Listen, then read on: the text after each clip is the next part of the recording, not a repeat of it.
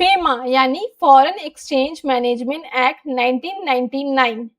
तो हम इस वीडियो में फेमा को कवर करने वाले हैं और फेरा जो एक्ट है हमारा 1973 इसे भी कवर करने वाले हैं। ठीक है, तो फेमा को समझने से पहले मैं आपसे एक सिंपल क्वेश्चन पूछती हूँ कि फॉरेन जो है एक्सचेंज क्या होती है।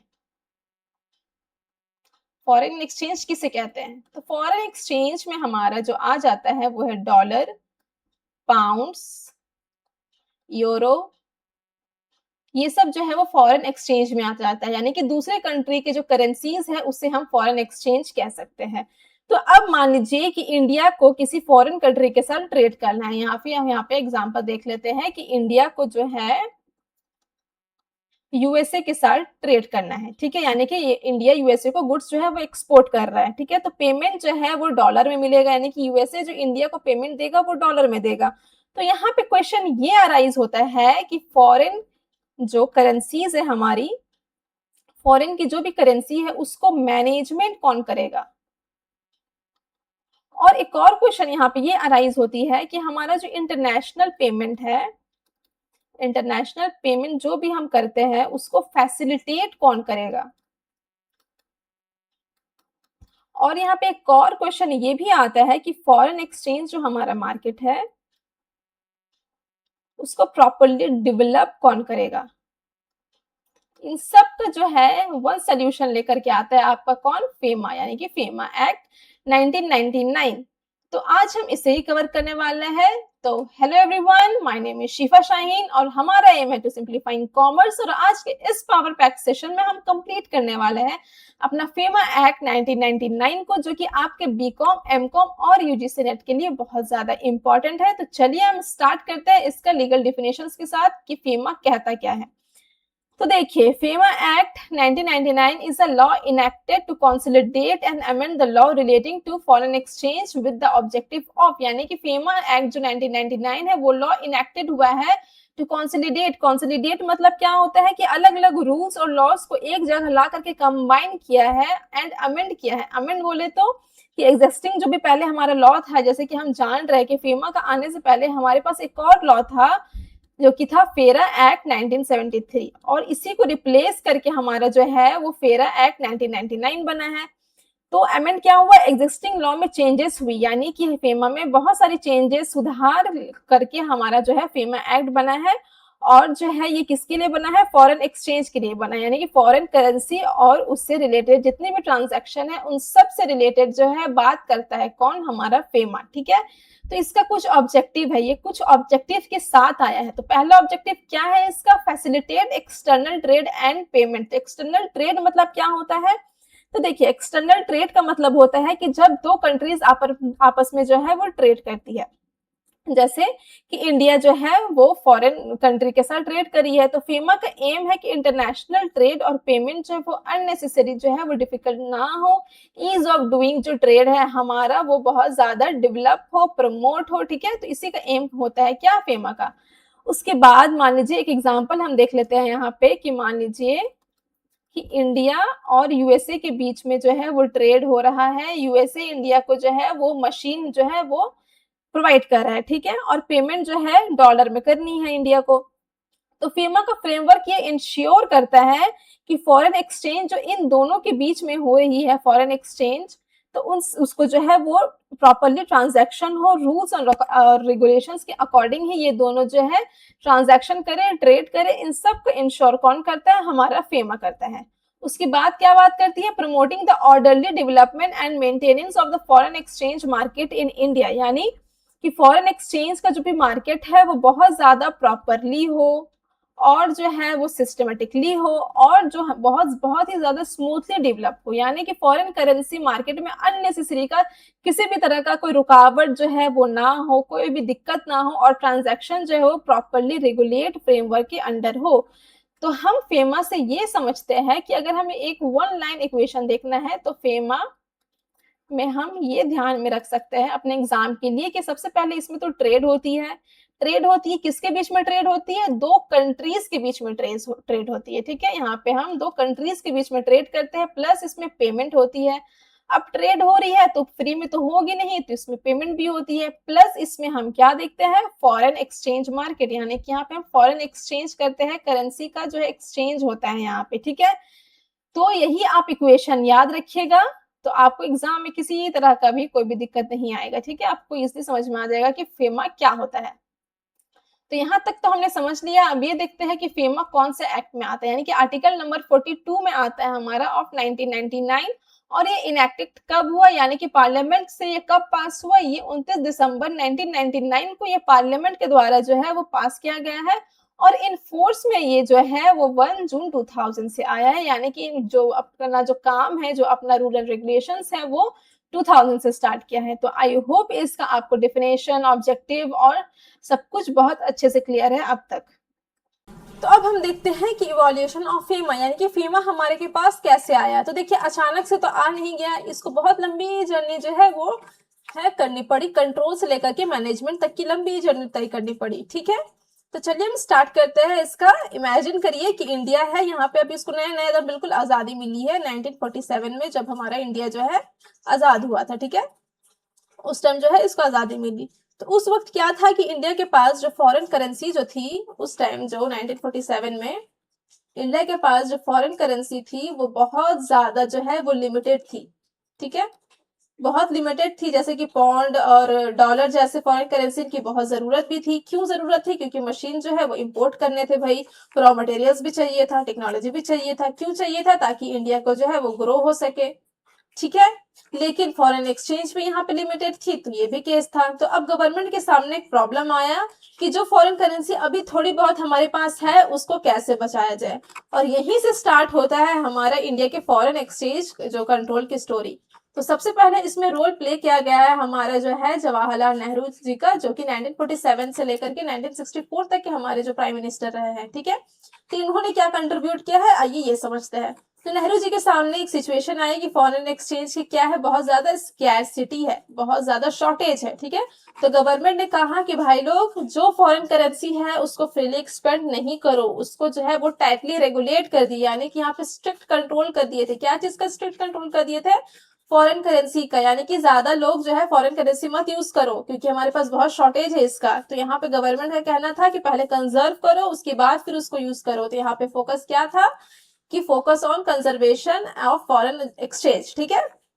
और उसके बाद फॉरेन एक्सचेंज को कंट्रोल करने के लिए यहाँ पे हमारा जो है फेरा 1947 बना। यानी कि ध्यान रखने वाली आपकी बात यह है कि सबसे पहला फॉरेन एक्सचेंज रेगुलेटरी एक्ट, जो फेमा का फुल फॉर्म है, फेमा का फुल फॉर्म क्या है, फॉरेन एक्सचेंज रेगुलेटरी एक्ट। देखिए मेरा हैंड राइटिंग में मत जाइएगा, बहुत खराब है, ठीक है। तो यहाँ पे रेगुलेटरी आती है, ठीक है। फॉरेन एक्सचेंज रेगुलेटरी एक्ट जो है फेरा का यहीं पे स्टैब्लिश्ड हुआ। पहली बार कब हुआ, 1947 में हुआ, ठीक है। तो यहाँ पे क्या था, क्या दिक्कत होती थी, यहाँ पे बहुत ज्यादा इंपोर्ट लाइसेंसिंग में जो है ना बहुत ज्यादा रिस्ट्रिक्शंस था। यानी कि बाहर से कोई भी सामान हम इंडिया में लाते थे तो उसके लिए बहुत ज्यादा प्रोसीजर फॉलो करना पड़ता था, अननेसेसरी का रिस्ट्रिक्शंस था, पेमेंट में कंट्रोल किया गया था, बहुत सारे इसमें नॉर्म्स थे, ठीक है। तो बेसिकली नेहरू जी ने क्या किया था, द फॉरेन एक्सचेंज को लॉक करके रख दिया था। उसके बाद बात आती है हमारे लाल बहादुर शास्त्री जी की, जिनका टाइम पीरियड था 1964 से लेकर के 1966 तक के जो प्राइम मिनिस्टर रहे हैं। तो इनके दौर में कुछ खास चेंजेस हुआ नहीं, जो जवाहरलाल नेहरू जी ने किया था वही इन्होंने ही कंटिन्यू किया। इन्होंने भी वही किया, पॉलिसी ऑफ कंजर्वेशन कंटिन्यू उसमें भी चला, और system remain highly regulated with limited liberalisation. यानी कि उस टाइम भी सिस्टम जो है वो हाईली रेगुलेटेड था, लिबरलाइजेशन बिल्कुल था नहीं, किसी चीज में हम फ्रीली जो है ट्रेड कर सकते नहीं थे। जो चीज पहले थी वही चीज अब यहाँ पे थी। लेकिन अब बात आती है थोड़ी सी चेंजेस की, जब आई हमारे पास इंदिरा गांधी जी का, जब प्राइम मिनिस्टर का जो वो पीरियड चला 1966 से लेकर के 1973 में, ठीक है। तो यहाँ से हमारा जो लिबरलाइजेशन है वो थोड़ा थोड़ा जो है बढ़ना स्टार्ट हुआ। देखिए तो इंडिया को यहाँ पे ना ये रियलाइज होना स्टार्ट हो गया था कि सिर्फ कंट्रोल और रिस्ट्रिक्शन से अब काम हमारा नहीं चलेगा, इकोनॉमी को थोड़ा ब्रीथिंग स्पेस भी देना पड़ेगा। तो इन्होंने फिर थोड़ा जो है लिमिटेड रिलैक्सेशन जो है वो देना स्टार्ट किया और इम्पोर्ट पॉलिसीज में कुछ रिलैक्सेशन दिए और एक्सपोर्ट को भी प्रमोट करने की यहाँ पे अटेम्प्ट की। जैसे कि यहाँ पे लिखा हुआ है some relaxation in import policy and export promotion, है कि एक्सपोर्ट को भी प्रमोट किया, यानी कि हम इंडिया से बाहर कुछ सामान या फिर मशीन या फिर कुछ भी जो है प्रोडक्ट भेज सकते हैं और बाहर से भी इंडिया हम ला सकते हैं। उस प्रोसीजर को थोड़ा इन्होंने जो है कम लेंदी किया, ठीक है। लेकिन अभी भी जो कंट्रोल है वो पूरी तरीके से खत्म नहीं हुई थी, still a control oriented approach continue, यानी कि अभी भी जो है थोड़ी सी छूट मिली थी लेकिन पूरी छूट नहीं मिली थी। और सबसे इंपॉर्टेंट बात यहाँ पे ये है कि सेकंड जो फेरा एक्ट है, पहला फेरा एक्ट तो हमारा कब हुआ, 1947 में पहला फेरा एक्ट हुआ, और जो दूसरा फेरा एक्ट हमारा जो बना वो इंदिरा गांधी जी के टाइम में बना, जो कि 1973 में बना, ठीक है। यहाँ पे मैं एक चार्ट आपको नीचे में बता दूंगी, उसको आप अच्छे से याद रखिएगा, ठीक है। उसके बाद जो है यहाँ तक आपको समझ में आ गया है। अब बात करते हैं हम उसके बाद क्या हुआ। उसके बाद जो है हमारे दूसरे उसके बाद के प्राइम मिनिस्टर बने मोरारजी देसाई, जिनका टाइम पीरियड चला 1977 से लेकर के 1979 तक का। अब इन्होंने क्या किया, इनका अप्रोच थोड़ा प्रैक्टिकल हुआ। इन्होंने कहा कि अब अननेसेसरी जो प्रोसीजर और ब्यूरोक्रेसी है उसको थोड़ा सा रिड्यूस कर दो भाई। फॉरेन एक्सचेंज सिस्टम में इन्होंने माइनर प्रोसीजर चेंजेस लाए, लेकिन गवर्नमेंट यहाँ केयरलेस भी नहीं होनी चाहती थी, क्योंकि बैलेंस ऑफ पेमेंट की भी बहुत ज्यादा स्कार्सिटी थी, यानी कि बहुत ज्यादा उसको मतलब बैलेंस ऑफ पेमेंट की भी स्टेबिलिटी इंपॉर्टेंट थी। बैलेंस ऑफ पेमेंट क्या होता है, बैलेंस ऑफ पेमेंट वो ट्रांजेक्शन होता है जो हम फॉरेन कंट्रीज के साथ करते हैं, यानी कि उसमें वो रिकॉर्ड होता है कि हमने क्या इंपोर्ट किया है, क्या एक्सपोर्ट किया है, वो सब जो है वो बैलेंस ऑफ पेमेंट में आता है। तो इसकी भी स्टेबिलिटी जो है यहाँ पे इंपॉर्टेंट थी।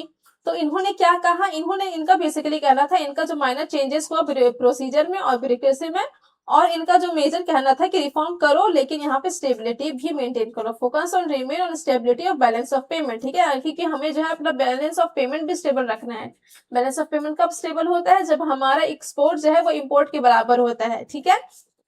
उसके बाद यहाँ पे अब बात आई आपका टर्निंग पॉइंट, जब हमारे जो नेक्स्ट प्राइम मिनिस्टर बने राजीव गांधी जी, उस टाइम जो 1986 से लेकर के 1989 का इनका ड्यूरेशन रहा, ठीक है। तो यहाँ पे इन्होंने फोकस किया, यहाँ पे जो है लिबरलाइजेशन को, और यहाँ पे इन्होंने इंक्रीज किया, ठीक है। इनका जो तीन जो है वो मेन मुद्दा था, इन्होंने क्या क्या क्या इसमें कंट्रीब्यूट किया, इन्होंने टेक्नोलॉजी लाई, प्लस मॉडर्नाइजेशन लाया, प्लस ग्लोबल एक्सप्लोजर लाया। तो यहाँ पे हम ये देख लेते हैं कि जो हमारे राजीव गांधी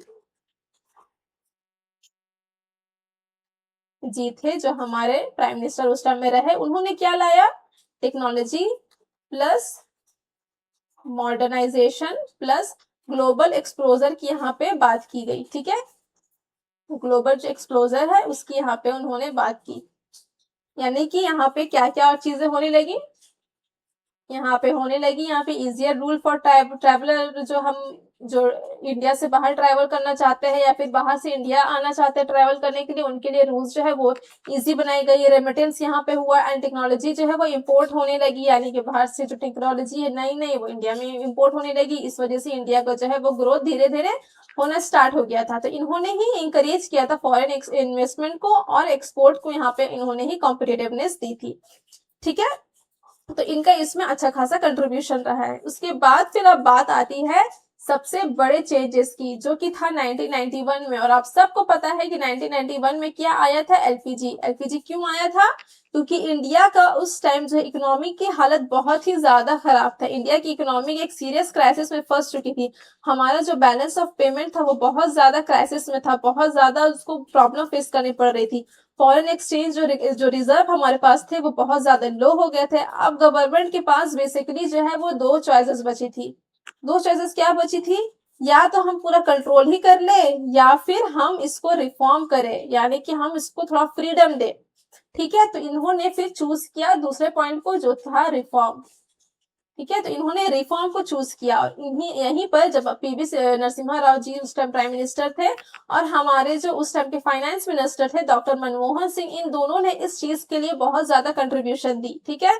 तो जो हमारे प्राइम मिनिस्टर थे पीवी नरसिम्हा राव जी ने, वो जो है लीडरशिप प्रोवाइड करते थे, और जो हमारे फाइनेंस मिनिस्टर थे मनमोहन सर जी, वो जो इकोनॉमिक रिफॉर्म को डिजाइन और इम्प्लीमेंट करने के लिए बहुत ही ज्यादा की रोल जो है वो उसमें निभाया है, ठीक है।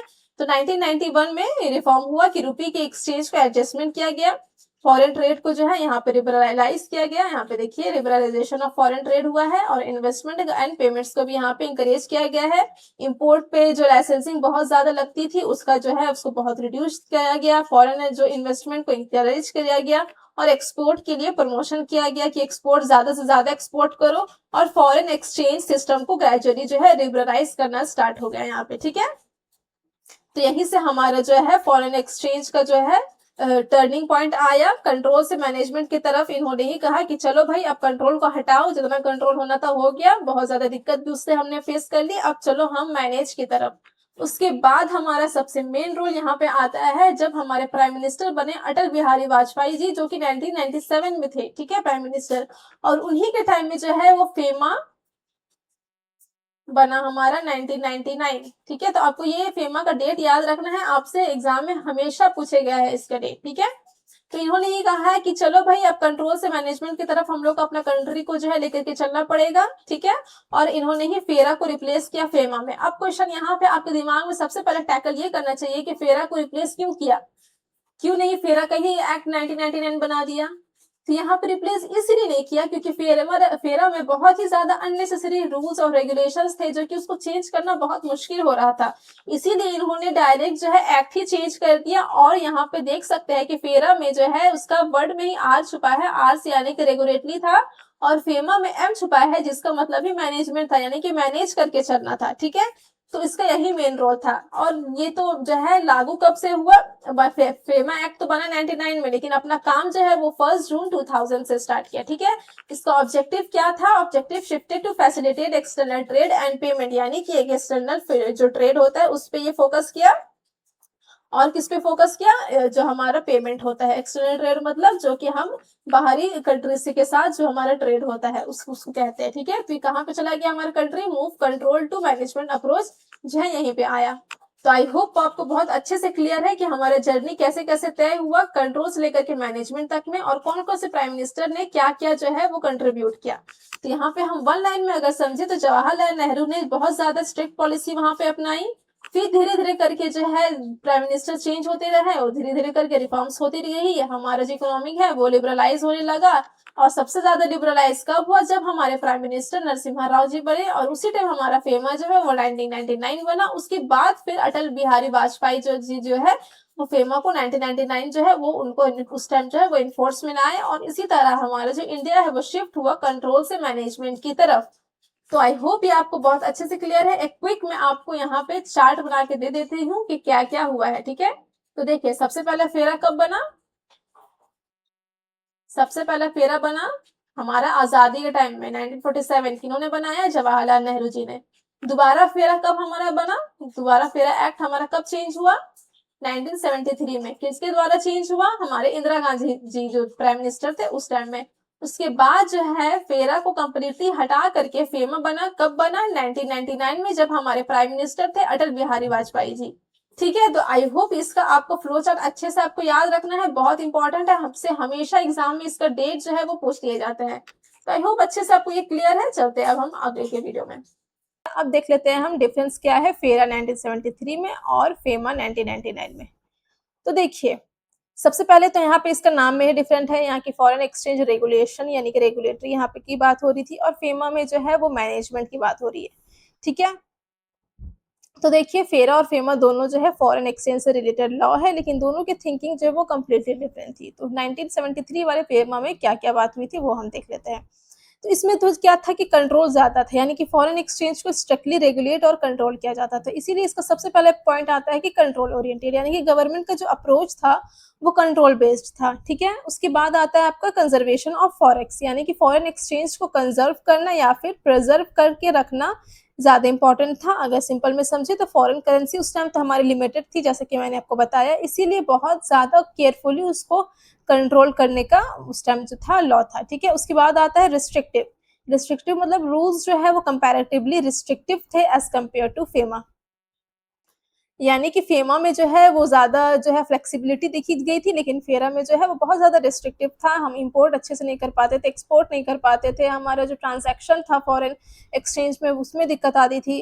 उसके बाद चौथा पॉइंट ये था कि सबसे ज़्यादा इम्पोर्टेंट पॉइंट यही है कि क्रिमिनल एम्फेसिस, यानी कि मान लीजिए कोई फेरा का रूल्स और रेगुलेशन का वायलेंस करता है तो उसको सीरियस मैनर में ट्रीट किया जाता था, और क्रिमिनल कंसेक्वेंसेस का एम्फेसिस भी था, यानी कि यहाँ पे क्रिमिनल केस बनता था अगर कोई बंदा जो है वायलेट करता है फेरा का कोई भी रूल्स एंड रेगुलेशंस को तोड़ता है। तो अब हम बात करने वाले हैं फेमा की। तो फेमा में क्या बात होती है? फेमा का मतलब में हम देख लिए कि मैनेजमेंट है, तो मैनेजमेंट का मतलब है कि फॉरेन एक्सचेंज को एफिशिएंटली हैंडल करना, ना कि हर ट्रांजैक्शन को अननेसेसरी रिस्ट्रिक्ट करना। ठीक है, तो इसमें क्या है, मान लीजिए एग्जाम्पल अगर हम देखना यहाँ चाहे तो मान लीजिए कि इंडिया की कंपनी है, ठीक है, और वो यूएसए को मशीनरी जो है वो इम्पोर्ट कर रही है, यानी कि यूएसए से जो है वो मशीनरी जो है वो मंगवा रही है। ठीक है, तो कंपनी को डॉलर में पेमेंट करनी पड़ेगी। तो फेरा के टाइम जो अप्रोच था वो बहुत ज़्यादा कंट्रोल ओरिएंटेड था, फॉरेन एक्सचेंज को लेकर के बहुत ज़्यादा रिस्ट्रिक्शंस था। लेकिन फेमा के अंडर ये अप्रोच बहुत डिफरेंट है, फॉरेन एक्सचेंज ट्रांजैक्शन जो है वो जेन्युइन है और रूल्स फॉलो कर रहा है, तो उसको फैसिलिटेट करो और प्रॉपरली मैनेज करो। फेमा का यही कहना है। तो यानी कि यहाँ पे अगर हम सिंपल में समझे तो फेमा का क्या फोकस था? फेमा का फोकस था कि फॉरेन का जो एक्सचेंज है उसको रोकना नहीं है, बल्कि उसको प्रॉपरली जो है रेगुलेट करना है, आपको रेगुलेट करना है, और या फिर आप समझ सकते हैं कि मैनेज करना है। जबकि हमारा जो ये फेमा का है, ठीक है, जबकि फेरा का हमने देखा है कि फेरा का क्या था कि कंट्रोल करना है, रिस्ट्रिक्टिव करना है। ठीक है, तो हम इसमें क्या देखते हैं? पहला पॉइंट तो देख लिए कि मैनेजमेंट ओरिएंटेड होता है। देखते हैं हम कि फैसिलिटेशन ऑफ ट्रेड, यानी फैसिलिटेशन मतलब कि फैसिलिटेशन मतलब होता है इजियर या फिर स्मूथर बनाना, यानी कि इंडिया का फॉरेन कंट्रीज के साथ जो भी इंपोर्ट एक्सपोर्ट या फिर इंटरनेशनल पेमेंट हो रही है वो सब बहुत ज्यादा स्मूथली हो सके विदाउट किसी जो है बैरियर्स के। ठीक है, तो फेमा का पर्पस ही यही था कि जनरल इंटरनेशनल जो है वो ट्रेड और पेमेंट अननेसेसरी जो है ऑब्स्ट्रक्ट ना किया जाए, बल्कि प्रॉपर रूल्स के साथ उसको जो है फैसिलिटेट किया जाए। उसके बाद आती है फ्लेक्सिबिलिटी। देखिए, अब फ्लेक्सिबिलिटी का ये हरगिज मतलब नहीं है कि फेमा के में कोई रूल्स ही नहीं थे, ऐसा नहीं है, रूल्स है, बट अप्रोच जो है वो फेरा के कंपैरिजन में लेस रिस्ट्रिक्टिव थे और मोर जो है वो फैसिलिटेटिव थे। फॉर एग्जाम्पल मान लीजिए कि अगर फॉरेन करेंसी से रिलेटेड कोई ट्रांजेक्शन करना है तो फेमा का अप्रोच सिर्फ इतना बोलता था, फेमा ये बोलता था कि फेमा आपका ये बोलता था कि अगर आपका ट्रांजैक्शन जो है, ठीक है, वो जेन्युइन है, जेन्युइन आप ट्रांजैक्शन कर रहे हैं, प्लस अगर आपका जो आप सारा जो रूल्स है वो फॉलोज कर रहे हैं, तो आप जो है फैसिलिटेट कर सकते हैं, यानी कि आप जो अपना काम को कैरी ऑन कर सकते हैं। ठीक है, इसमें आपको किसी तरह का कोई रुकावट नहीं आएगी। इंस्टीड ऑफ अननेसेसरी ट्रीटिंग की ये ऐसा नहीं करना वैसा नहीं करना, फेमा जो है वो प्रमोट करता था इन सब चीज़ों को। ठीक है, उसके बाद आती है सिविल पेनल्टीज, और यही जो है वो मेन मेजर डिफरेंस है इन दोनों का। ठीक है, तो हम फेरा में देखें कि क्रिमिनल ऑफेंसेस माना जाता था अगर कोई रूल तोड़ता था तो, लेकिन फेमा में हम इसे सिविल जो है वो पेनल्टीज मांगते हैं, यानी कि अगर कोई फेमा को रूल एंड रेगुलेशंस को तोड़ता है तो उसमें पेनल्टी दे करके काम चल जाएगा, उसको क्रिमिनल ऑफेंसेस नहीं माना जाता है। ठीक है, तो आई होप इसका डिफरेंस आपको अच्छे से समझ में आ गया है। फेरा का मतलब क्या है? कंट्रोल करके रखना था फॉरेन एक्सचेंज को, और फेमा का मतलब क्या है कि हम मैनेज कर रहे हैं फॉरेन एक्सचेंज को। ठीक है, तो आई होप यहाँ तक आपको बहुत अच्छे से क्लियर है। चलते हैं हम आगे कि एक क्विक क्विज देख लेते हैं। Which one of the following is not a main objective of FEMA 1999? तो क्या है? फैसिलिटेट एक्सटर्नल ट्रेड, ये तो इसका ऑब्जेक्टिव था।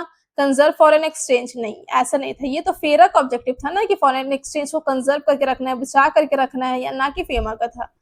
तो क्या है? Promote orderly development of the foreign exchange market, ये बिल्कुल फेमा का ही था।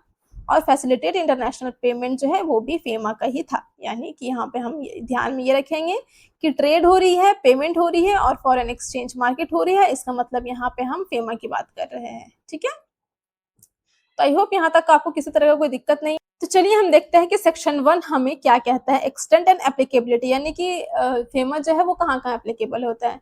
तो देखिए, जो फेमा है वो होल इंडिया में एप्लीकेबल होता है, इंक्लूडिंग जम्मू एंड कश्मीर।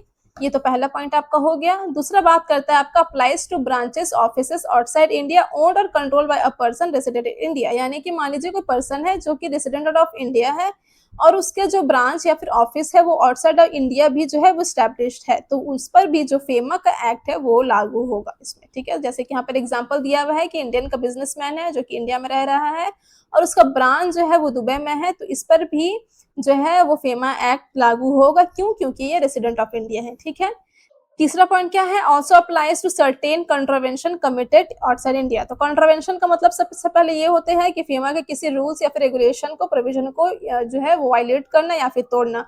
तो नॉर्मली हम सोचते हैं कि फेमा इंडिया के अंदर होने वाले ट्रांजैक्शन पर ही लगेगा, लेकिन फेमा में एक इंपॉर्टेंट प्रोविजन ये भी है कि अगर फेमा का कॉन्ट्रावेंशन यानी कि फेमा का जो रूल्स एंड रेगुलेशन तोड़ रहा है, इंडिया का बाहर भी है वो बंदा, तब भी सर्टेन सिचुएशन में फेमा का जो भी है वो अप्लाई होगा, जो भी उसका पेनल्टी जो है वो अप्लाई होगा उसमें। ठीक है, तो उसके बाद रिमेंबर की बात क्या है? FEMA is not limited only to physical transaction inside India, यानी कि जो फेमा है वो सिर्फ और सिर्फ एक बाउंड्री तक सीमित नहीं है, बल्कि वो इंडिया के बाहर भी एप्लीकेबल होता है, तब तक जब तक वो बंदा जो है उसका रेसिडेंट ऑफ इंडिया है तब तक। ठीक है, अब हम देखते हैं कि सेक्शन 2 सब सेक्शन 5 क्या कहता है पर्सन रेसिडेंट इन इंडिया, यानी कि एक पर्सन को इंडिया में रेसिडेंट होने के लिए कौन कौन से रूल्स को फॉलो करना पड़ता है। तो सबसे बेसिक रूल क्या है कि more than 182 days in the preceding financial year, यानी कि सबसे बेसिक रूल ये है कि अगर कोई बंदा जो है वो इंडिया में 182 डेज से ज्यादा रह रहा है तो वो जो है रेसिडेंट ऑफ इंडिया माना जाता है। लेकिन ये सिर्फ बेसिक टेस्ट है, इसके अलावा भी हम और को भी बहुत कुछ चेक करते हैं। तो क्या चेक करता है? उसका पर्पस चेक करते हैं। तो पर्पस में क्या आता है? तो देखिए, पर्पस में यह आता है कि अगर कोई पर्सन इंडिया के बाहर जा रहा है तो हम ये भी देखेंगे कि वो इंडिया से बाहर क्यों जा रहा है। तो यहाँ पर अगर वो एम्प्लॉयमेंट के लिए जा रहा है, यानी कि बाहर जो है वो काम करने के लिए जा रहा है, या फिर बिजनेस या फिर वोकेशन के लिए जा रहा है, यानी कि घूमने फिरने के लिए जा रहा है, या फिर अपना बिजनेस करने के लिए जा रहा है, या फिर हम देखेंगे उसमें कि कोई ऐसा सब्सटेंसेस के लिए जा रहा है जो उसका मतलब इंटेंशन तो है नहीं है कि हमेशा के लिए रहना, लेकिन कुछ टाइम के लिए ही जा रहे हैं, कि ऐसा कोई उसका ज़रूरी काम पड़ गया है, ऐसा कोई सर्कमस्टांस पड़ गया है जिसकी वजह से उसको जाना पड़ रहा है। तो ये सब चीज़ें जो है हम चेक करेंगे। ठीक है, तो फेमा उस सिचुएशन को स्पेसिफिकली कंसिडर करता है। ठीक है, तो यहाँ पे हम बात क्या करते हैं? तो बेसिक रूल्स तो आपका हो गया कि 182 डेज होना चाहिए। ठीक है, उसके बाद फिर हम आगे क्या चेक करेंगे कि उसका पर्पस क्या था। पर्पस था अगर एम्प्लॉयमेंट या फिर वोकेशनल या फिर बिजनेस या फिर जैसा कोई इमरजेंसी पड़ गया तो वो पर्पस देखेंगे, प्लस वही इंटेंशन हो गया, प्लस स्टैट्यूटरी एक्सक्लूजन, हम ये सब देखते हैं। तो उस सब की बेसिस पे हम ये डिसाइड करते हैं कि पर्सन जो है वो रेसिडेंट है या नहीं इंडिया में। ठीक है, तो आई होप ये अच्छे से आपको क्लियर है कि कौन सा बंदा जो है वो रेसिडेंट है इंडिया में। तो चलिए, जो हमने समझा उसका एक क्विक सा क्विज देख लेते हैं कि क्या बोल रहा है ये क्वेश्चन। इसमें है कि Rahul lived in India for 300 days in the last financial year, यानी कि राहुल जो है वो इंडिया में रहा है 300 डेज, यानी कि यहाँ पे 182 डेज से ज्यादा की बात हो रही है लास्ट फाइनेंशियल ईयर में। ठीक है ना, ये पिछले साल। लेकिन आज के डेट में ही permanently moves to London for a new job, लेकिन आज के डेट पे वो जो है वो परमानेंटली जो है वो मूव हो गया है लंदन। क्यों हुआ है?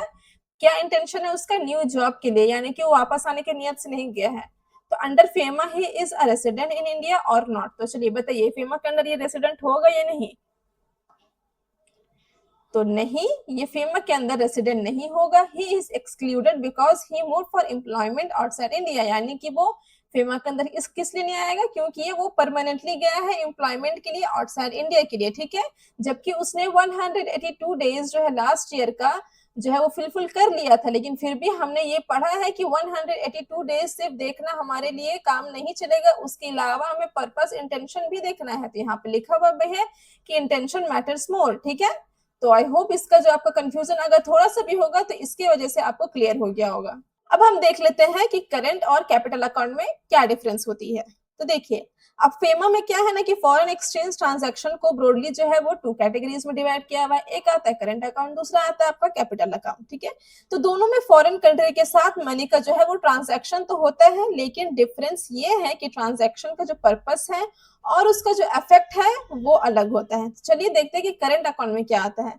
तो सबसे पहले ये कि सेक्शन 2 सबसेक्शन जे के अंदर एंड सेक्शन 5 के अंदर ये आता है, और ये क्या कहता है, इसका नेचर क्या होता है? रूटीन, रेवेन्यू और रिकरिंग, यानी कि करंट अकाउंट में जनरली जो होती है हमारी डे टू डे जितनी भी हमारी ट्रांजैक्शंस होती है वो सब हमारे करंट अकाउंट में आती है। ठीक है, फॉर एग्जांपल हम क्या देखते हैं इसको, स्टूडेंट का फीस हो गया, यानी कि कोई बंदा जो है वो बाहर यूनिवर्सिटी में पढ़ रहा है, उसका फीस पेमेंट कर रहा है, तो वो आ जाता है इसमें फेमा में, क्योंकि फॉरेन एक्सचेंज का यहाँ बात हो रहा है। फिर ट्रैवलिंग एक्सपेंस, यानी कि इंडिया का बंदा जाता है बाहर घूमने के लिए, वहां कुछ खर्च करता है अपना घूमने फिरने पे, वो सब इसमें आता है। फिर आता है मेडिकल एक्सपेंस, यानी कि इंडिया का कोई बंदा बाहर जा रहा है अपना मेडिकल का ट्रीटमेंट के लिए, उसमें जो खर्च हो रहा है वो इसमें आएगा। इंटरेस्ट ऑन लोन, यानी कि अपना जो लोन है उस पर जो इंटरेस्ट उसको वो जो पे कर रहा है वो इसमें आएगा। ठीक है, तो जनरली ये सब जो है वो परमिटेड होता है, लेकिन अगर सेंट्रल गवर्नमेंट चाहे तो किसी ट्रांजैक्शन में जो है वो रिस्ट्रिक्शन लगा सकती है। तो चलिए अब हम बात करते हैं कैपिटल अकाउंट के बारे में। तो देखिए, कैपिटल अकाउंट जो है वो सेक्शन 2 सबसेक्शन ई के अंदर एंड सेक्शन 6 के अंदर आता है। इसका नेचर क्या होता है, इन्वेस्टमेंट और कैपिटल, यानी देखिए कैपिटल अकाउंट में जितने भी ट्रांजैक्शन होते हैं वो इन्वेस्टमेंट या फिर कैपिटल से रिलेटेड होते हैं, और इसकी वजह से जो है एसेट्स और जो आपका लायबिलिटीज है वो बढ़ती या घटती है, तो उस ट्रांजैक्शन को हम कैपिटल अकाउंट कहते हैं, यानी कि इस पे बड़े अमाउंट की जो ट्रांजैक्शन होती है उसकी बात करिए। फॉर एग्जांपल यहाँ पे क्या है, फॉरेन डायरेक्ट इन्वेस्टमेंट, यानी कि इंडिया का कोई कंपनी या फिर कोई पर्सन फॉरेन कंट्री में कोई बिजनेस करता है या फिर इन्वेस्टमेंट करता है, तो वो जो है वे कैपिटल अकाउंट में आएगा। क्यों? क्योंकि उसकी वजह से तो उसका एसेट और लायबिलिटी इंक्रीज हो रहा है। ठीक है, उसके बाद फिर बात करते हैं बाइंग फॉरेन प्रॉपर्टी, यानी कि इंडिया का पर्सन फॉरेन कंट्री में जाकर के प्रॉपर्टी जो है वो परचेज कर रहा है, तो इससे भी उसका एसेट्स बढ़ रहा है। उसकी बात करते हैं फॉरेन बोरोइंग, यानी कि फॉरेन कंट्री से जाकर के वो लोन ले रहा है, तो यहाँ ट्रांजैक्शन का कनेक्शन इन्वेस्टमेंट और एसेट्स या लायबिलिटी से होता है। इस बात को आपका ध्यान में रखना है कैपिटल अकाउंट में। तो हम समरी में क्या समझते हैं, क्या करंट अकाउंट में हम क्या पढ़ते हैं, करंट अकाउंट में हम पढ़ते हैं रूटीन पेमेंट, यानी कि जो भी हमारा डे टू डे खर्च होती है, छोटी मोटी अमाउंट्स होती है फॉरेन में जाकर के वो सब, और हम कैपिटल में ये पढ़ते हैं कि जिसकी वजह से हमारा एसेट्स या फिर लायबिलिटीज और या फिर इन्वेस्टमेंट हम जो करते हैं वो सब इसमें आती है। ठीक है, इन्वेस्टमेंट कर रहे हैं या फिर हमारा जो आपका एसेट्स हो गया, आपका लायबिलिटी हो गया, इस पे जो हमारा जो इफेक्ट पड़ रहा है वो सब जो है वो कैपिटल अकाउंट में आएगा। ठीक है, तो आई होप इस दोनों का आपका बीच का डिफरेंस बहुत अच्छे से क्लियर है। ये बहुत इंपॉर्टेंट है, आपसे हमेशा क्वेश्चन इससे बनते हैं आपका नेट का। ठीक है, तो एकदम अच्छे से दिमाग में फिट कर लेना, आपको इसके दोनों के बीच में कंफ्यूज नहीं होना है। अब चलिए एक और क्विज देख लेते हैं, क्या है क्विज इसमें, does a transaction alter an assets और लायबिलिटी, यानी कि कुछ ट्रांजैक्शन हो रही है जिसकी वजह से हमारा एसेट्स और लायबिलिटी जो है वो चेंज हो रहा है, तो ये कौन सा अकाउंट में आएगा। तो जस्ट अभी अभी हमने पढ़ा है कि अगर हमारे एसेट्स और लायबिलिटीज चेंज होता है तो वो हमारा कैपिटल अकाउंट में आता है। ठीक है, जो कि सेक्शन 6 में आता है हमारा। फॉर एग्जांपल क्या लिखा हुआ है यहाँ पे, India company opens a US subsidiary, यानी कि इंडिया का कंपनी है वो यूएस में जाकर के अपना कोई सब्सिडरी जो है वो खोलता है, तो उससे उसका एसेट्स क्रिएट हो रहे हैं, यानी कि उसका एसेट्स में अफेक्ट पड़ रहा है, तो वो यहाँ पे कैपिटल अकाउंट में आएगा। और ये करंट अकाउंट में क्यों नहीं आएगा, क्योंकि ये डे टू डे ट्रांजेक्शन नहीं है, ये रूटीन वर्क नहीं है, हम इसको रेगुलरली नहीं करते हैं। लेकिन करंट अकाउंट जो है हमारे सेक्शन 5 में आता है। इसमें क्या है, अगर कोई बंदा इंडिया का tourist spends money in France, यानी कि फ्रांस घूमने जाता है और वहां जाकर के उसका कुछ पैसा खर्च होता है, वो तो हमारा करंट अकाउंट में आएगा। क्यों? क्योंकि ये रूटीन एक्सपेंस है। ठीक है, तो आई होप यहाँ तक आपको किसी भी तरह का कोई भी डाउट नहीं है। ठीक है, अब चलिए एक आपका कंफ्यूजन ना हो इसी वजह से मैं आपको दो चीजों में बिल्कुल क्लियर करना चाहती हूँ। तो देखिए, फेमा का करंट कैपिटल अकाउंट और बीओपी का जो करंट और कैपिटल अकाउंट है, नाम सेम है लेकिन इसका जो है नेचर अलग है। इसी नाम सेम होने की वजह से आप कंफ्यूज मत होना। ठीक है, तो देखिए बीओपी में क्या होता है कि बैलेंस ऑफ पेमेंट में ये बातें होती है कि इंडिया का जो है वो अदर कंट्रीज के साथ, यानी कि होस्ट कंट्री। अच्छा, होस्ट कंट्री किसे कहते हैं, जिसे नहीं पता है, होस्ट कंट्री उसे कहते हैं जो इंडिया के अलावा बाकी जितने भी कंट्रीज है उसे हम होस्ट कंट्री मानेंगे। ठीक है, तो उसके साथ अगर इंडिया का ट्रांजैक्शन हो रहा है, ठीक है, तो उसका जो रिकॉर्ड है उस सबको हम बीओपी में लिखते हैं। ठीक है, जो भी इकोनॉमिक ट्रांजैक्शन है उसका स्टैटिकल रिकॉर्ड जो है इसमें हम लिखते हैं। ठीक है, फॉर एग्जाम्पल मान लीजिए कि यहाँ पे करंट अकाउंट में क्या क्या इंक्लूड्स हो जाएगा, इसमें गुड्स हो गया, सर्विस हो गया, प्राइमरी इनकम में क्या हो गया, इंटरेस्ट, डिविडेंड, और सेकेंडरी इनकम में हो गया रेमिटेंस। रेमिटेंस किसे कहते हैं, मान लीजिए कोई फैमिली जो है वो बाहर रह रही है लेकिन उसके कुछ फैमिली मेंबर्स जो है वो इंडिया में भी रह रहे हैं, तो अगर वो अपना फैमिली मेंबर को पैसा जो है वो पहुंचा रहा है, ट्रांसफर कर रहा है इंडिया में, तो वो सब भी बैलेंस ऑफ पेमेंट में ही आएगा। यानी बैलेंस ऑफ पेमेंट में क्या हम देखते हैं कि इंडिया ने किसके साथ क्या एक्सपोर्ट किया, क्या इंपोर्ट किया, उन दोनों के बीच का जो ट्रांजैक्शन का रिकॉर्ड है उसको हम बैलेंस ऑफ पेमेंट में रिकॉर्ड करके चलते हैं। ठीक है, और फेमा में हम क्या करते हैं, फेमा जो है उसका पर्पस अलग है, ये लीगल क्लासिफिकेशन ऑफ ट्रांजैक्शन है, यानी कि फेमा ट्रांजैक्शन को लीगली क्लासिफाई और रेगुलेट करता है। वो ये देखता है कि काम सही तौर तरीके से हो रहा है या नहीं, उसका जो रूल्स है रेगुलेशन है उसको फॉलो करते हुए सारा काम हो रहा है या नहीं।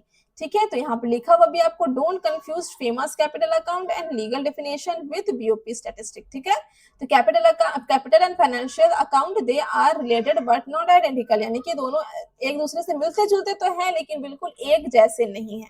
तो आई होप यहाँ तक आपको बिल्कुल भी किसी तरह का कोई कंफ्यूजन नहीं है। चलिए एक और आपके सामने क्विज है, क्या है? An Indian resident purchase share of a US company. What type of transaction is this under FEMA? यानी कि कोई इंडिया का जो वो बंदा है वो यूएस में जाकर के एक शेयर परचेस कर रहा है। ठीक है, यहाँ पे शेयर की बात हो रही है, शेयर परचेस कर रहा है, तो ये कौन सा ट्रांजेक्शन आएगा? ये क्या करंट अकाउंट आएगा या कैपिटल अकाउंट आएगा? तो यस, ये कैपिटल अकाउंट आएगा, बिल्कुल सही। कैपिटल अकाउंट क्यों आएगा? क्योंकि ये फॉरेन एसेट्स क्रिएट कर रहा है। Also this shares are a foreign security under section 2 subsection 0। ठीक है, तो ये जो है फॉरेन एसेट्स जो है वो क्रिएट हो रहा है, शेयर्स हम खरीद रहे हैं, तो हमारे पास जो है एज एसेट्स वो रह रहा है। ठीक है, तो आई होप ये क्विज के थ्रू तो आपको अब कोई भी तरह का दिक्कत नहीं हुआ होगा। तो अब हम देखते हैं कि ऑथराइज्ड पर्सन क्या होता है, जो कि आपका सेक्शन 2C एंड सेक्शन 10 में आता है। तो देखिए, अब मान लो कि मुझे फॉरेन करेंसी चाहिए, जैसे कि मुझे जो है वो डॉलर चाहिए। ठीक है, तो क्या मैं किसी भी रैंडम पर्सन से जाकर के डॉलर खरीद सकती हूँ? ऐसा नहीं है। ठीक है, फेमा के अंदर जो है फॉरेन एक्सचेंज ट्रांजैक्शन के लिए एक ऑथराइज पर्सन का जो है वो कंसेप्ट आया हुआ है। ठीक है, तो सबसे पहले स्टेप क्या होता है यहाँ पे? आरबीआई, यानी कि यहाँ पे सबसे ऊपर आरबीआई होती है और आरबीआई ही डिसाइड करती है कि कौन फॉरेन एक्सचेंज का जो है ऑथराइज बिजनेस कर सकता है। ठीक है, grants reason authorisation and sets condition, यानी कि ये बताती है कि कौन जो है ऑथराइज डीलर बन सकता है, उसके साथ साथ ये कंडीशन भी सेट करती है कि क्या क्या कंडीशन उसको फुलफिल करनी पड़ेगी। ठीक है, तो आरबीआई जो है इतना काम करती है, तो तुम आरबीआई एक्चुअली में बेसिकली बोलती है कि तुम फॉरेन जो एक्सचेंज का ये पर्टिकुलर काम कर सकते हो, लेकिन मेरी प्रिस्क्राइब कंडीशन जो है तुमको फॉलो करनी पड़ेगी। ठीक है, उसके बाद आता है आपका स्टेप नंबर 2, जो कि होता है ऑथराइज्ड पर्सन, यानी कि ऑथराइजेशन सेक्शन 10 में जो आता है। अब देखिए, आरबीआई की ऑथराइजेशन के बाद कुछ एंटिटीज जो है वो पर्सन के रूप में काम करती है। तो इसमें हम 3 एग्जाम्पल देखते हैं, जो है एक ऑथराइज्ड डीलर, एक है मनी चेंजर और एक है ऑफशोर यूनिट। तो इसको 1 बाय 1 समझते हैं। तो देखिए, ऑथराइज डीलर को आप सबसे इजी में अगर समझे तो आप इसको बैंक मान सकते हैं। ठीक है, बैंक, जब आप बैंक के थ्रू फॉरेन करेंसी ट्रांजैक्शन जो है करते हो, जैसे डॉलर परचेज करना, फॉरेन पेमेंट करना, तो ऑथराइज डीलर इंपॉर्टेंट यहाँ पे रोल प्ले करता है। तो बैंक के थ्रू भी आप अपना जो है करेंसी का एक्सचेंज करवा सकते हो, रुपीज को डॉलर में कन्वर्ट करवा सकते हो या फिर किसी भी अदर करेंसी में जो है वो कन्वर्ट करवा सकते हो। दूसरा आपका आता है मनी चेंजर। अब मान लो आपको फॉरेन ट्रिप पर जाना है और आपको रुपीस को जो है वो डॉलर पे कन्वर्ट करना है और आप किसी ऑथराइज्ड मनी चेंजर से करेंसी एक्सचेंज करवाना चाहते हो, तो यहाँ पे भी जो है मनी जो चेंजर यहाँ पे भी होते हैं, लेकिन उसको भी कुछ रूल्स एंड रेगुलेशंस जो है वो फॉलो करनी पड़ती है। फिर तीसरा आता है एक ऑफशोर बैंकिंग यूनिट। देखिए, ऑफशोर बैंकिंग यूनिट एक स्पेशल बैंकिंग यूनिट होती है जो कि इंटरनेशनल या फिर ऑफशोर बैंकिंग एक्टिविटी से रिलेटेड होती है। उसके बाद जाकर के कस्टमर तक यहाँ पे जो है पैसा पहुंचता है, यानी कि कस्टमर डायरेक्ट जाकर के आरबीआई से जो है मनी एक्सचेंज नहीं करवा सकता है, उसको ये प्रोसीजर फॉलो करना पड़ता है, यानी कि उसको आरबीआई के द्वारा अपॉइंट किए गए ऑथराइज पर्सन के पास जाकर के वो मनी को एक्सचेंज कर सकता है। ठीक है, अब देखिए, अब यहाँ पे क्या होता है कि अब ऑथराइज पर्सन की क्या रिस्पॉन्सिबिलिटी होती है, यहाँ देते हैं। तो duty to obtain declaration and refuse suspicious transaction, यानी कि अगर कस्टमर फॉरेन एक्सचेंज ट्रांजैक्शन कर रहा है तो और ऑथराइज पर्सन को रिक्वायर्ड जो इन्फॉर्मेशन लेना होता है, ठीक है, उसका कस्टमर का, और अगर उस ट्रांजैक्शन के अकॉर्डिंग अगर ऑथराइज पर्सन का किसी भी तरह का कोई भी सस्पिशियस जो है उसको दिखा कि कुछ ऐसा गड़बड़ी है उसके डॉक्यूमेंट में, तो वो वहां पे उसको ट्रांजैक्शन यानी कि वो मनी देने से मना कर सकता है। ठीक है, तो ये ड्यूटी होती है एक ऑथराइज पर्सन की। उसके बाद फिर क्या बात करता है एक सेक्शन 10 आपका बात करता है यहाँ पे सेक्शन 10 सबसेक्शन 3 बात करता है RBI can revoke for public interest और non compliant but must give reasonable opportunity to her, यानी कि देखिए कि अगर ऑथराइज पर्सन जो है जो आरबीआई जो इसको अपॉइंट किया है अगर वो किसी तरह का जो रूल या फिर कंडीशन को फॉलो नहीं करता है या फिर पब्लिक इंटरेस्ट में जो कि जरूरी था लेकिन वो फॉलो नहीं किया, तो आरबीआई उसकी ऑथराइजेशन को कैंसिल भी कर सकता है। लेकिन यहाँ पे एक और बात है कि but must give reasonable opportunity to be heard, यानी कि आरबीआई डायरेक्टली उसको ऐसा ना करे कि बस उसका ऑथराइजेशन ही कैंसिल कर दे, ऐसा नहीं है, उसको भी एक बार बोलने का मौका देना चाहिए, किसे, ऑथराइज पर्सन को। ठीक है, तो यहाँ पे भी राइट टू बी हर्ड होना चाहिए। ठीक है, तो आई होप इसको बहुत अच्छे से आपको क्लियर है कि ऑथराइज पर्सन क्या होता है, इसमें कौन कौन से टाइप्स आते हैं और इसका रिस्पॉन्सिबिलिटीज क्या होती है और इसमें आरबीआई का क्या रोल है। ठीक है, अब हम देखने वाले हैं कि आरबीआई का इन्फोर्समेंट, डायरेक्शन एंड इंस्पेक्शन क्या होता है। चलिए, अब ऑथराइज डीलर तो हम समझ लिए, अब हम ये देखते हैं कि डायरेक्शन और इंस्पेक्शन क्या होता है जो कि आरबीआई इन्फोर्स करता है। तो देखिए, अब आरबीआई ने किसी पर्सन को ऑथराइज तो कर दिया कि तुम अब जो है फॉरेन एक्सचेंज का ट्रांजैक्शन करवा सकते हो, पब्लिक को दे सकते हो, लेकिन आरबीआई सिर्फ ऑथराइजेशन दे करके छोड़ नहीं देता है। आरबीआई उन ऑथराइज पर्सन को डायरेक्शन भी दे सकता है और इंस्पेक्शन भी कर सकता है। तो इसी को हम सबसे पहले समझते हैं। सेक्शन 11 डायरेक्शन में क्या बोलता है कि RBI can direct payment action और आस्क फॉर इन्फॉर्मेशन, यानी कि आरबीआई जो ऑथराइज पर्सन को ये बोल सकता है कि पर्टिकुलर एक्शन तो परफॉर्म करो या फिर पेमेंट के रिगार्डिंग जो डायरेक्शन है वो फॉलो करो या फिर इन रिक्वायर्ड इन्फॉर्मेशन जो है वो भी प्रोवाइड करो।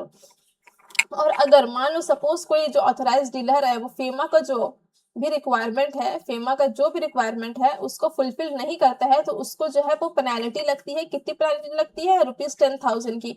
और अगर वही जो गलती दोबारा मतलब वो कंटिन्यू ही करता रहा 10,000 पेनाल्टी के बाद भी वो अपना जो गलती सुधारे नहीं, तो उसको 2,000 पर डे जो है पेनाल्टी चार्ज होते रहेगी। ठीक है, ये एडिशनली रहेगा उसके अलावा।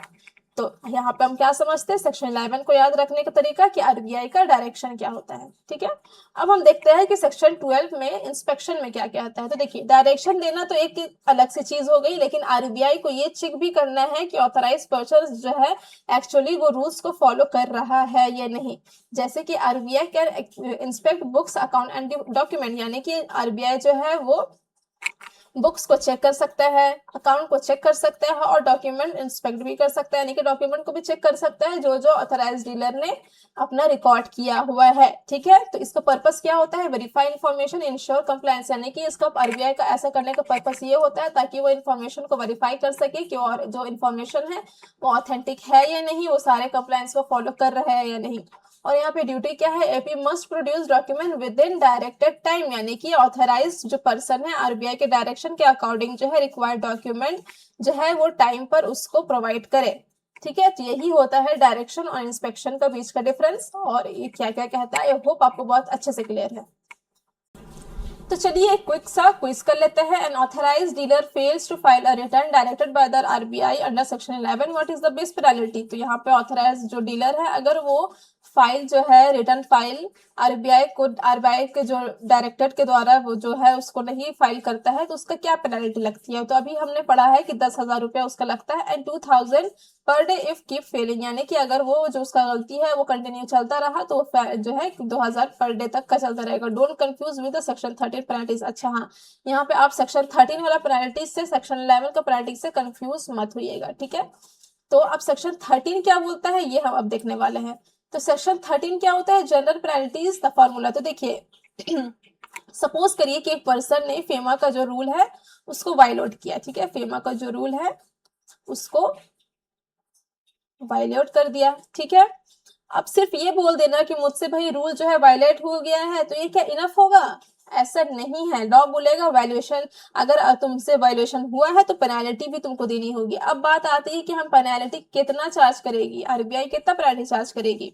तो पहला केस ये है कि इफ कॉन्टेबल, यानी कि मान लो किसी फेमा का जो है रूल का वायलेशन हुआ है, रूल तोड़ा गया है और उसमें 1,00,000 का जो है इन्वॉल्वमेंट है उसमें। ठीक है, 1,00,000 का जो है गड़बड़ी है, तो यहाँ अमाउंट जो है क्लियरली हमको पता है कि 1,00,000 है, तुमको इसको जो है इजिली कैलकुलेट करेंगे और उसका 3 गुना ज्यादा जो है हम वो अमाउंट चार्ज करेंगे। यानी कि 1,00,000 का अगर वहां पे घपला हुआ है, 1,00,000 का फ्रॉड हुआ है, तो हम चार्ज करेंगे 3,00,000 का।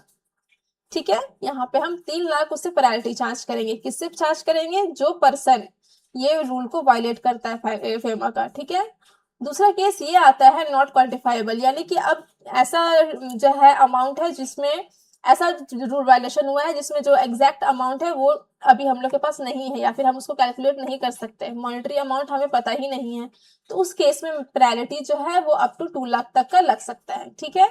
और अगर पेनल्टी लगने के बाद भी वो अपना दिमाग का ठिकाना में नहीं लाया, वही गलती को बार बार जो कंटिन्यू करते रहा, तो उसको ₹5,000 पर डे का चार्ज लगेगा। और यहाँ पे एक केस है कॉन्फिस्केशन में, currency property can be confiscated, यानी कि कुछ केसेस में आरबीआई जो है वो उस पर्सन की करेंसी या फिर उसका जो पर्सनल प्रॉपर्टी है उसको भी जब्त करके रख सकती है, ठीक है। आई होप ये आपको बहुत अच्छे से क्लियर है कि सेक्शन 13 क्या कहता है आपका पेनल्टीज के बारे में, ठीक है। अब हम देख लेते हैं कि इसका समरी। तो बहुत बहुत आपको कंग्रेचुलेशन, आपका ये लंबा सा जो सेशन है फेमा का अभी कंप्लीट होता है। इसका हम एक क्विक से समरी देख लेते हैं कि हमने क्या क्या पढ़ा, ठीक है। तो देखिए सबसे पहले हमने पढ़ा क्या, सेक्शन 1 एक्सटेंड एंड एप्लीकेशन, यानी कि सबसे पहले फेमा का बेसिक स्कोप क्या पढ़ा हमने कि फेमा कहाँ अप्लाई होता है और किस पर अप्लाई होता है, यानी कि फेमा जो है ऑल ओवर इंडिया अप्लाई होता है, ठीक है। सेक्शन 2C में, सेक्शन सी में और सेक्शन 10 में क्या पढ़ा हमने, ऑथराइज पर्सन के बारे में पढ़ा यहाँ पे कि ऑथराइज पर्सन का कंसेप्ट क्या है, और आरबीआई कुछ पर्सन या फिर एंटिटीज को फॉरेन एक्सचेंज ट्रांजैक्शन डील करने की परमिशन देती है, उसी को हम ऑथराइज पर्सन कहते हैं। फिर सेक्शन 2 और सबसेक्शन 3 में और सेक्शन 6 में हमने क्या पढ़ा, कैपिटल अकाउंट। कैपिटल अकाउंट में हमने क्या पढ़ा कि ऐसी फॉरेन एक्सचेंज ट्रांजैक्शन जो एसेट्स या और लायबिलिटी को इफेक्ट या फिर क्रिएट करती है, ठीक है। ऐसा फॉरेन का जो एक्सचेंज होता है उस ट्रांजैक्शन से, जो हमारे कैपिटल अकाउंट इसी में आता है, अगर हमारा किसी भी तरह का एसेट्स या फिर लायबिलिटीज जो है वो चेंज होती है, ठीक है। और सेक्शन 2 सबसेक्शन जे में और सेक्शन 5 में हमने क्या पढ़ा, करेंट अकाउंट के बारे में पढ़ा। करेंट अकाउंट में हमने क्या पढ़ा कि इसमें जनरली जो रूटीन या फिर रेवेन्यू टाइप ट्रांजैक्शन है वो इसमें आती है, जैसे फॉरेन ट्रैवलर अगर हम कर रहे हैं, बाहर कंट्री जा रहे हैं, वहां पे हमारा एक्सपेंस हो रहा है, वो हो गया, एजुकेशन फीस हो गया, मेडिकल एक्सपेंस हो गया, वो सब इसमें आती है।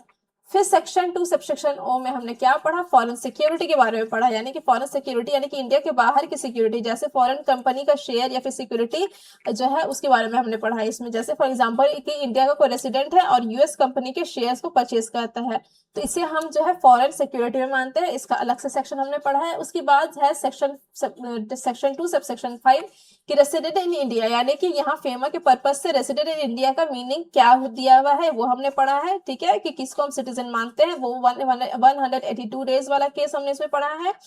अब हम बात करते हैं कि सेक्शन 11 में हमने क्या पढ़ा, आरबीआई का डायरेक्शन हमने पढ़ा कि सिर्फ आरबीआई सिर्फ परमिशन ही नहीं देता बल्कि डायरेक्शन भी इशू करता है, और अगर ऑथराइज पर्सन आरबीआई की डायरेक्शन को वायलेट करता है तो उसको जो है चार्ज भी, पेनल्टी भी चार्ज करता है आरबीआई। कितना पेनल्टी चार्ज करता है, 10,000 तक का करता है, और अगर वो कंटिन्यू रहा तो 2,000 पर डे तक का। फिर सेक्शन 12 में हमने क्या पढ़ा, आरबीआई इंस्पेक्शन, यानी कि आरबीआई चेक कर सकता है कि ऑथराइज पर्सन रूल्स को फॉलो कर रहा है या नहीं, और वो क्या क्या चेक करता है, उसके बुक्स को चेक करता है, अकाउंट को चेक करता है, और उसके डॉक्यूमेंट्स जो है उसको चेक करता है। और सेक्शन 13 का पेनल्टीज में हमने क्या देखा, इसमें हमने देखा है कि अगर कोई भी पर्सन फेमा का जो है रूल को वायलेट करता है तो हमने उसमें 2 टाइप का पढ़ा, एक क्वांटिफाइबल पढ़ा और एक अनक्वांटिफाइबल पढ़ा। अगर क्वांटिफाइबल है, उस अमाउंट का हमें पता है कि क्या वैल्यू है, तो उसको हम 3 से इंटू करेंगे, उसके वही उसका पेनल्टी होगा। और अगर हमें मॉनेटरी अमाउंट नहीं पता है तो हम 2 लाख का करेंगे, और अगर वही गलती वो कंटिन्यू करते रहा तो 5,000 तक का पर डे हम यहाँ पे उस पर पेनल्टी चार्ज करेंगे। तो आई होप ये सेशन आपने बहुत एंजॉय किया होगा, हर एक डाउट आपका इसमें क्लियर हुआ होगा। फर्दर किसी तरह का अगर डाउट है तो आप मुझे कमेंट सेक्शन में पूछ सकते हैं, और किसी तरह का जानकारी चाहिए यूजीसी नेट के रिगार्डिंग या फिर आपको किसी भी रिगार्डिंग सब्जेक्ट के, तो आप मेरे इंस्टाग्राम में मुझे मैसेज करके पूछ सकते हैं, उसका लिंक मैं डिस्क्रिप्शन में डाल दूंगी। वीडियो पसंद आया होगा अपने दोस्तों के साथ शेयर करिएगा, इस चैनल को सब्सक्राइब करिएगा ताकि ऐसे ही अपकमिंग वीडियोस आपके तक पहुंचती रहे। मिलते हैं नेक्स्ट वीडियो में, तब तक के लिए take care and have a good day.